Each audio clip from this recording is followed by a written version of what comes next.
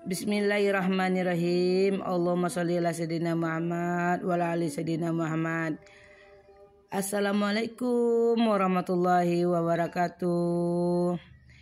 Jumpa lagi teman-temanku semuanya pada pitiku kali ini, yaitu menjelaskan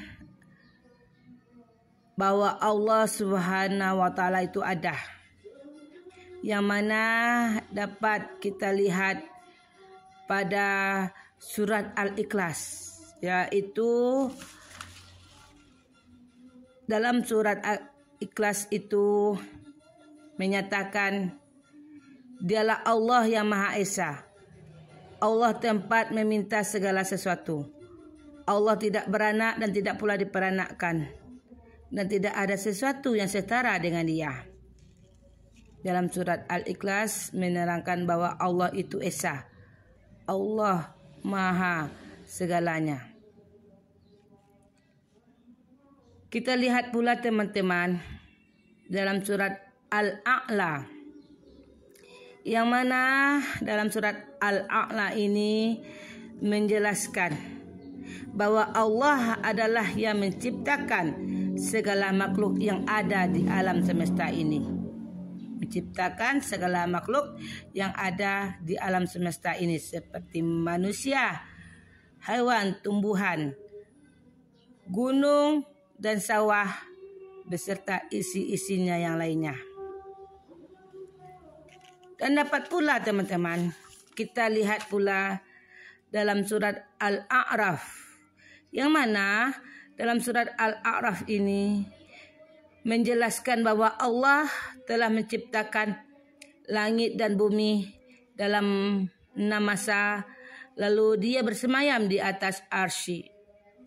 Ya, dalam surat Al-A'raf ini Allah telah menciptakan langit dan bumi dalam 6 masa, lalu Dia bersemayam di atas arsy-Nya.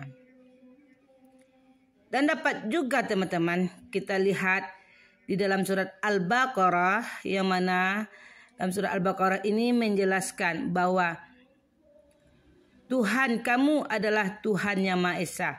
Tidak ada Tuhan selain Dia yang Maha Pengasih lagi Maha Penyayang. Jadi tiada Tuhan selain Allah. Hanya Allah lah Tuhan segala-galanya. Allah lah Tuhan yang Esa itu.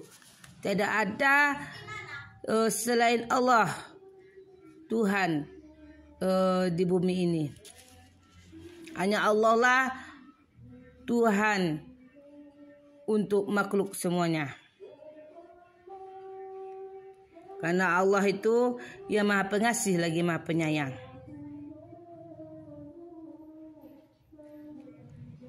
Nah, ya teman-teman ya, berarti di dalam surah Al-Baqarah itu menerangkan bahwa tiada Tuhan selain Allah.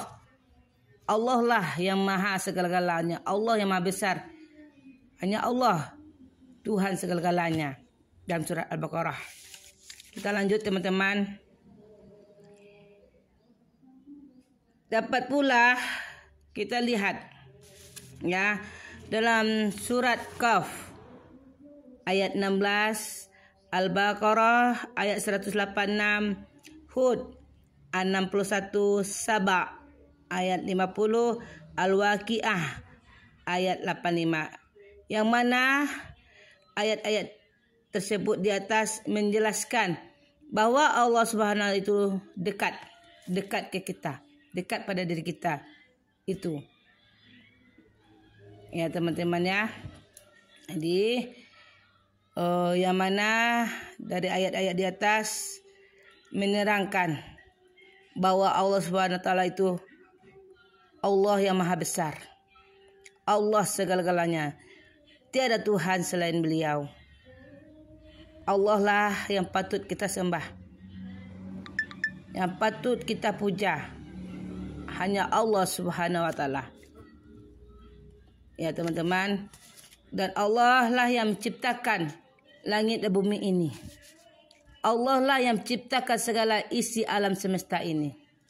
Dan hanya kepada Dialah kita menyembah. Tiada Tuhan selain Allah Subhanahu wa taala. Sampai di sini teman-teman.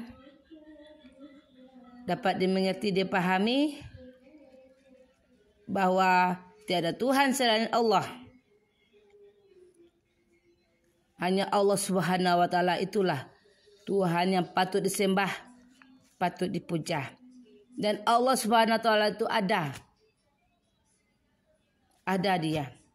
Dia dekat di sisi kita. Saking maha besarnya Allah, tiada dapat kita lihat.